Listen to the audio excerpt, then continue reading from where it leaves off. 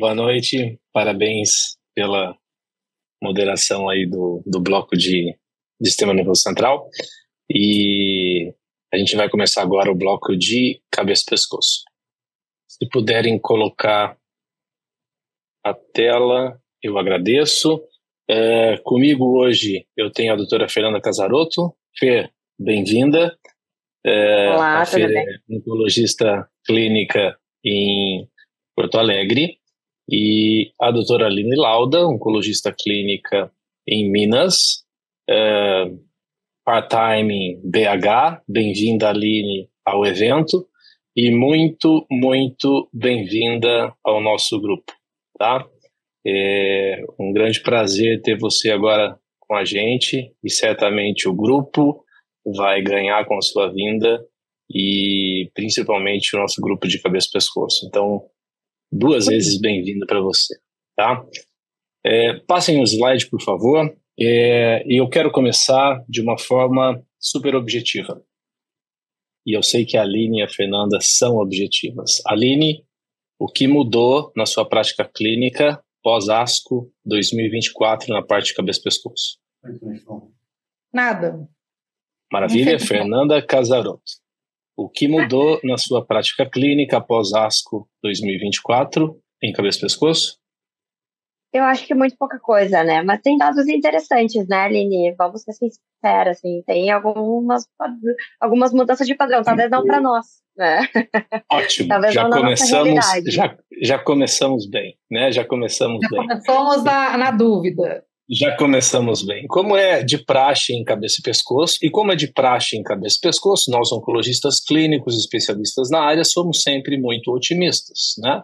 E apesar de uma ASCO não tão, né, interessante para a nossa área, nós temos 5 estudos que a gente selecionou para estar discutindo, eventualmente, alguns pontos que chamaram a nossa atenção e a gente queria trazer aqui para discussão. Então, vamos começar com esse primeiro, que é um estudo de fase 3, talvez o primeiro estudo de fase 3 randomizado, avaliando a tecnologia de radioterapia com prótons. Então, basicamente, esse é um estudo que seleciona pacientes com tumores de orofaringe e randomiza esses pacientes para serem tratados com um tratamento padrão de químio e rádio, né? Um braço faz a rádio com IMRT, outro braço faz a radioterapia com próton. E o próton, ele é uma partícula interessante e absolutamente relevante do ponto de vista biológico no tratamento de radioterapia, porque ele tem uma característica diferente do fóton, que é atingir um pico de energia e logo depois esse pico de energia ele cair abruptamente. Diferente do fóton, e esse pico vai diminuindo ao longo do processo e, obviamente, a área peritumoral ela recebe mais dose de radiação. Então fica uma dose mais espalhada. Eu diria que o próton é uma evolução do IMRT em termos de precisão. E quando a gente está falando disso, a gente está falando de, eventualmente, poupar os pacientes de cabeça e pescoço da toxicidade. É muito difícil fazer químio e rádio combinados. Então, aqui nós temos um estudo de fase 3 randomizado, que foi encabeçado pelo MD Anderson. São vários os centros, mas o MD Anderson é o principal e colocou a maior parte dos pacientes. De novo, SEC de orofaringe, doença loco-regional avançada, químio e rádio concomitante. Podia entrar paciente HPV positivo e negativo, mas 95% desses pacientes eram HPV positivo. E o desfecho primário do estudo era a taxa de sobrevida livre de evento em 3 anos, desfecho secundário sobrevida global, desnutrição, vejam, toxicidade, dependência de via alimentar. Aline, o que você viu nesse estudo? É um estudo positivo, é um estudo negativo? E qual a sua impressão sobre ele? Na realidade, o que o estudo... Assim, a gente vê claramente que o próton, em termos... Ele não é inferior ao IMRT. Né? Eu acho que a curva, tanto a curva que você mostra aí de sobrevida global, quanto principalmente a curva de sobrevida livre de progressão, Mas só que o que me chama realmente a atenção é que eles mostram aí uma menor toxicidade em relação ao próton, a independência aí de sonda e na questão da mucosite. Então, o que eu vejo, Pedro, e às vezes quando a Fernanda fala assim, não mudou nada, e realmente o próton nos Estados Unidos, eles vão colocar isso realmente que é standard of care para orofaringes, porque diminuiu a questão da desnutrição, diminuiu dependência de gastrostomia, só que os números são números muito altos, né? Por exemplo, eles colocam uma dependência de gastrostomia de quase, se não me engano, 50% para os pacientes, e não é a nossa realidade na prática de dependência de 50% de gastrostomia. O número é muito alto se você pegar o baixo controle de MRT. Então, e quando você vai pensar na tecnologia, você tem que pensar o que ela está adicionando, mas também o custo que isso traz. O custo do próton é praticamente impraticável se você for analisar custo-efetividade. Então, sim, é um resultado positivo, porque diminuiu desnutrição, diminuiu dependência de gastrostomia, não é um desenho de não inferioridade, não é não inferior, né? E realmente eles colocam como um standard of care. Fernando? Acho importante, eu não comentei isso no começo, esse é um estudo de não inferioridade, certo? E o próton se mostrou não inferior. E se a gente olhar as curvas, Fê, parece até a curva, tanto na sobrevida de evento quanto na sobrevida global, o próton parece ir um pouquinho melhor. Né? Mas o acesso é um problema, né? A gente não tem próton no Brasil, a gente não tem próton na América Latina. Mas, Fernanda Casarotto, se você tivesse acesso, certo? Acesso não fosse um problema, você consideraria o próton como o seu padrão de tratamento para esses pacientes de orofaringe, sim ou não? Sim, desde que a gente colocasse, acho que seria muito ortodoxo aqui na inclusão do paciente. Acho que teria que ser mais ou menos esse perfil que eles incluíram aqui, chamando muita atenção para a questão do HPV positivo, Pedro. Eu acho que eles foram conservadores aqui no critério de inclusão, os pacientes que eles colocaram aqui. A gente tem muita vontade, eu acho que a gente recebe muito paciente para segunda opinião, paciente que tem essa possibilidade de sair fora do país, muitas vezes questionam a questão de próton, né? E próton. E a gente sempre vai para o dado duro e não tem dado, e agora tem, e é um estudo de fase 3 randomizado. Então, assim, bom, tá aqui o estudo, ok, mas era para esse perfil de paciente. Me chamou a atenção, né, 40% dos pacientes fumavam também, apesar de um monte de HPV positivo, mas a gente também tinha bastante tabagismo aqui.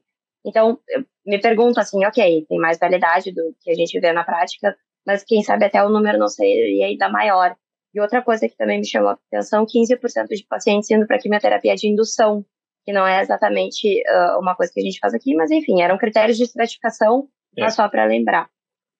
Uma outra coisa que eu queria chamar a atenção era estadio clínico 3 e 4 pela JCC7, né, o estadiamento que eles utilizaram.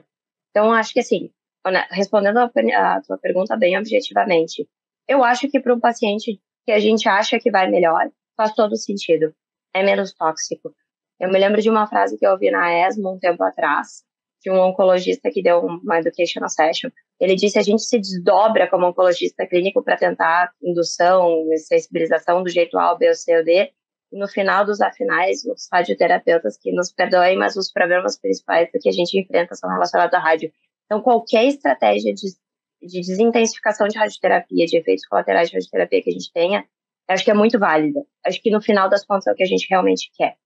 Mas, honestamente, é caro, é difícil de montar o serviço, de ter o aparelho.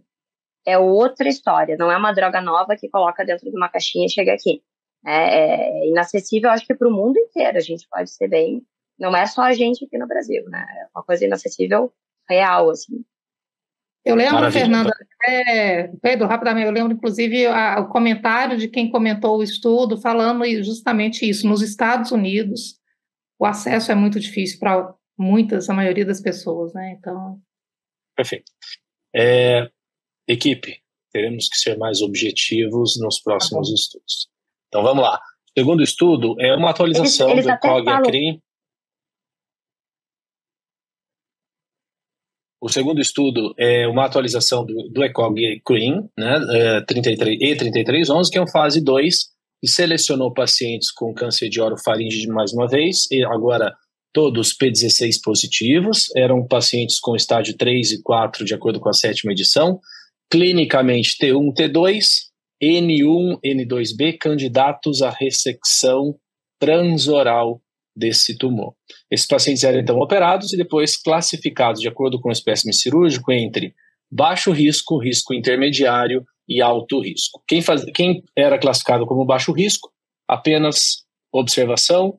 Quem era risco intermediário era randomizado para 50 ou 60 grays, lembrando que 60 grays é o padrão, então aqui é uma estratégia de tentar desintensificar o tratamento, e o alto risco, margem positiva, extravasamento nodal, mais de 5 linfonodos, fazia quimio e radioterapia, e eu lembro a vocês que dos 400 e poucos pacientes incluídos, o principal grupo foi o grupo de alto risco. Então a gente ainda seleciona mal esses pacientes e um protocolo supostamente que tenta desintensificar acaba tratando de forma trimodal a maior parte dos pacientes. Mas vamos pular essa parte e vamos falar do grupo de baixo risco e de risco intermediário. Quando a gente olha as curvas de sobrevida livre de evento e sobrevida global, a gente tem curvas absolutamente altas, e aqui a gente está falando de uma taxa em 4 anos e meio, 54 meses de follow-up, taxas acima de 90% para sobrevida livre de progressão, sobrevida livre de evento, e acima de 95% para sobrevida global. Aline, no baixo risco, com essas curvas, lembrando que no baixo risco entrou paciente N1. Paciente N1, em teoria, a gente faz radioterapia. Então, de certa forma, esse baixo risco aqui foi desintensificado o tratamento. Com esse resultado, você fica confortável em seguir esse paciente T1, T2, N1, orofaringe P16 positivo e não fazer rádio, sim ou não? Bem objetivamente, não, porque, deixa eu justificar rapidamente também, 14% de recidiva para quem era N1 positivo e não fez radioterapia. Então, Perfeito. Pode fazer resgate? Pode, provavelmente vai ser curado no resgate, mas a gente sabe que o primeiro tiro é o que mais vale. Então, N1, eu ainda acho que é um paciente que a gente não pode tirar a radioterapia. Inclusive, eu acho que o fase 2 não pode definir conduta. Tem que deixar isso claro. Maravilha. Fernanda, risco intermediário. As curvas são iguais. Aliás, se a gente olhar numericamente, quem fez 50 grays até foi melhor do que quem fez 60, tá? Claro que aqui a gente idealmente deveria ter um radio-oncologista, mas vamos dar a nossa opinião de oncologista. Você fica confortável em usar 50 ao invés de 60 ou discutir os 50 com o radio-oncologista ao invés de 60, sim ou não? Eu vou ser super honesta, eu fico porque eu acho que é uma população que a gente quer descalonar a dose de radioterapia, a gente está dando tratamento, o dado é bom, o estudo está aí. Eu concordo, Aline, assim, a gente quando está falando de paciente curativo, adjuvância, a gente não quer errar nunca, né? Mas eu acho que eu me sinto mais confortável aqui nesse subgrupo de paciente bem selecionado. A gente descalonar a dose de rádio. Acho que muita gente já vem fazendo isso por aí e acho que é uma estratégia bem válida. Maravilha, concordo com as duas, tá? Próximo levar estudo... Levar para os tumorboards, Fernando. Vamos levar para os tumorboards. Sem dúvida, sem dúvida. Próximo estudo, vamos mudar agora para nasofaringe, né? E tentar, mais uma vez, né, ou com uma nova droga, trazer a imunoterapia no cenário de tratamento de doença loco-regional avançada, né? Então, químio de indução, químio e rádio, depois randomização para canrelizumab, inibidor checkpoint, versus placebo, desfecho primário sobrevida livre de evento. Para esse desfecho, que é o desfecho primário, o estudo foi positivo, no entanto, não houve ganho de sobrevida global, e a taxa em 3 anos de sobrevida livre de evento é de 86%. Está convencida, Aline, de que canrelizumab deve ser usado para esses pacientes? Sim ou não? Sim, eu acho que é importante falar o ponto forte dessa ASCO, 3 estudos grandes, 2 estudos importantes de nasofaringe, mostrando a importância da imunoterapia, diferente dos outros SEC, os anti-PD1 realmente funcionam tanto na doença metastática, mas também na lóculo regional avançada. A crítica a esse estudo que o braço de adjuvância, o braço controle era placebo, não era nada. E a gente já sabe que capecitabina adjuvante para pacientes de alto risco tem impacto em sobrevida. Então, será que se eu tivesse uma capecitabina no braço controle, teria essa diferença? Claro que envolve uma questão de toxicidade, químio versus imuno, mas envolve também questão de custo. Então, sim, estou convencida, Pedro. Perfeito. Fernanda, amanhã canrelizumab está aprovado no Brasil. Você vai usar canrelizumab ou capecitabina? Eu acho que tem todo o racional para. Eu concordo com a Aline, eu acho que tem uma questão de quando que os desenhos foram feitos dos estudos, mas eu acho que faz muito mais sentido fazer imunoterapia. É a droga do momento para câncer de nasofaringe, assim, a gente vê na doença metastática, na indução, né, no estudo que foi publicado no Lancet esse ano. Eu acho que eu teria mais vontade de imunoterapia, acho que faz sentido esse tumor que é mais infiltrado por linfócito. Minha opinião, eu entendo que as duas abordagens, mas eu usaria imunoterapia. Aprovada aqui. Se a gente olhar a taxa em 3 anos, sobrevida livre de evento, dos 2 estudos, é exatamente igual. 85%. Eu sei, mas a gente não pode 85%. Comparar, né? A gente não pode comparar. Exato. Mas a gente tem que decidir se eu tenho as duas, né? Um entre um e outro. Eu faria imunoterapia, honestamente. Quantos pacientes? Eu tenho 2 pacientes que já fizeram capecitabina adjuvante metronômico. É muito difícil. Mas então a decisão para mim é muito fácil, por causa de toxicidade. Mas eu acho que você teve uma mão ruim aí, Aline. Eu tenho 9 pacientes, eu não descontinuei nenhum por toxicidade. 9. Então, eu agora capecitabina metronômica. Na adjuvância. A Xeloda é difícil, efeito, né, tem que cuidar da função renal, muitas vezes a gente subestima, assim. Maravilha. Pessoal, a gente tem 1 minuto para os outros 2 estudos. Então, vamos lá. Esse próximo fiz questão de colocar porque eu achei muito, muito, mas muito interessante. E, basicamente, traz uma personalização para o tratamento do câncer de cabeça e pescoço. Então, de uma forma bem simples, ele parece complexo o título, mas só uma contextualização, não é novidade dizer que a gente vive uma epidemia de câncer de orofaringe HPV relacionada, e é importante lembrar que 90% desses tumores HPVs positivos são o subtipo HPV-16. Então tem todo sentido a gente ter uma terapia específica para o HPV-16, e é justamente o que eles fizeram aqui e associaram ao pembrolizumab. Então, basicamente, eles pegaram 2 vírus diferentes, modificaram esses vírus do ponto de vista de engenharia genética e fizeram esses vírus expressarem uma fusão das proteínas E6 e E7. Esses vírus eles eram infundidos de forma intercalada, né, uma hora outra, a cada 3 semanas. Esses vírus infectam a célula dendrítica, essa célula dendrítica vai para o linfonodo, apresenta a proteína E6 e E7 e ativa um linfócito TCD8 específico anti-HPV. E aí você amplifica tudo isso colocando um inibidor checkpoint imunológico, no caso, o pembrolizumab. Lembrando que pembro isolado, tratamento de SEC primeira linha, né, a gente tem o Keynote 048, mesmo num cenário de alta expressão de PDL1, a gente tem uma baixa taxa de resposta, 23%. E o estudo, quando foi associado essa droga, o HB200, essa taxa passou para 52%, a meu ver, uma taxa bastante expressiva, apesar de, obviamente, um estudo ainda inicial, não randomizado, mas eu estou muito animado com essa estratégia. O que vocês acharam, Aline e Fernanda, em 10 segundos cada uma? Vai lá, Fernanda. Eu acho sensacional um alvo, né? E6, E7, procurar o HPV, encontrar e ir atrás dele. Vale a pena, mas ainda jovem, né, Pedro? Para precoce ainda. Eu acho que o tema da ASCO desse ano, para cabeça e pescoço, a vacina terapêutica contra HPV, ela foi um hot topic, não só nesse estudo, mas em outros.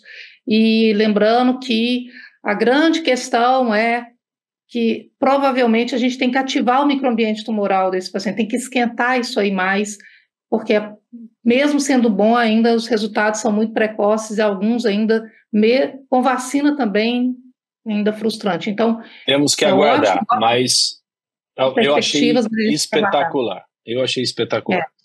Para terminar... Taxa de CPS é acima de 50% de CPS alto, né? Exato. Né? Para terminar, PEF estudo, mais uma tentativa de trazer imunoterapia no SEC. Aqui está tudo misturado, tem nasofaringe, tem cavidade oral, orofaringe, laringe, está tudo junto. E basicamente eles pegaram pacientes de altíssimo risco, eu diria, para recorrência. Pós-quimio e rádio, esse paciente era ou não operado, de acordo com a presença ou não de doença residual. Terminado o tratamento, se ele se encaixasse em um de 6 grupos que eles ordenaram, né, grupos de alto risco, esses pacientes foram randomizados então para pembro por 1 ano versus placebo. E o desfecho primário do estudo, que é sobrevida livre de progressão, é positivo, no entanto, mais uma vez, sobrevida global negativa. Aline, tem um sinal aqui de que a imuno tem o seu espaço e a gente precisa só selecionar os pacientes adequadamente? Ou morreu imunoterapia aqui? Para acabar. Rapidamente. Esse estudo talvez seja um dos estudos mais interessantes da ASCO, apesar do balaio de gato que ele foi. Porque ele misturou... Eu adorei esse estudo, eu concordo com você. Mas é um estudo que, se você pegar os pacientes que recidivam, seja recidiva local, que fez metastasectomia e a gente não sabe o que fazer com esse paciente, e fazer imunoterapia, foi o paciente que teve maior benefício. Então, você faz aquela cirurgia de resgate, você não tem mais nada para fazer para o paciente, quem fez imuno teve ganho significativo, né, no endpoint que é PFS, mas sobrevida global negativa, mas teve crossover, vamos lembrar disso. Então, você conseguiu muitas vezes salvar os pacientes por causa do crossover. Eu acho que fase 2, não muda conduta, mas que coça a mão para usar adjuvância na cirurgia pós-metastasectomia e cirurgia de resgate local também. Maravilha. Eu vou precisar encerrar porque já estão aqui me enforcando. Totalmente genial. Totalmente genial. Adorei esse estudo. Maravilha. Aline e Fernanda, muito obrigado. Marcela Bonalume, seja muito bem-vinda. É contigo o último bloco, o bloco de gineco. Fer, Aline, tchau, tchau e obrigado pela atenção, todo mundo.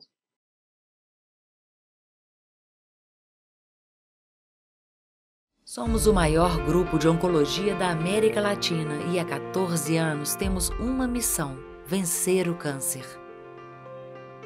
Para vencer o câncer é preciso ter força. Somos mais de 140 unidades em 38 cidades do Brasil. Estamos conectados com Estados Unidos, Europa e Israel, provendo todos os recursos para que nossas equipes desenvolvam em conjunto os melhores tratamentos. Somos mais de 2.800 médicos especialistas e 7.000 colaboradores. Realizamos mais de 1.800.000 atendimentos por ano. Temos um dos mais modernos laboratórios de genômica do Brasil, o OC Precision Medicine. Sabemos que o câncer é um desafio de todos, mas para nós, cada paciente é único e sempre estará no centro de tudo. Oncoclínicas, 14 anos. Sua vida, nossa vida.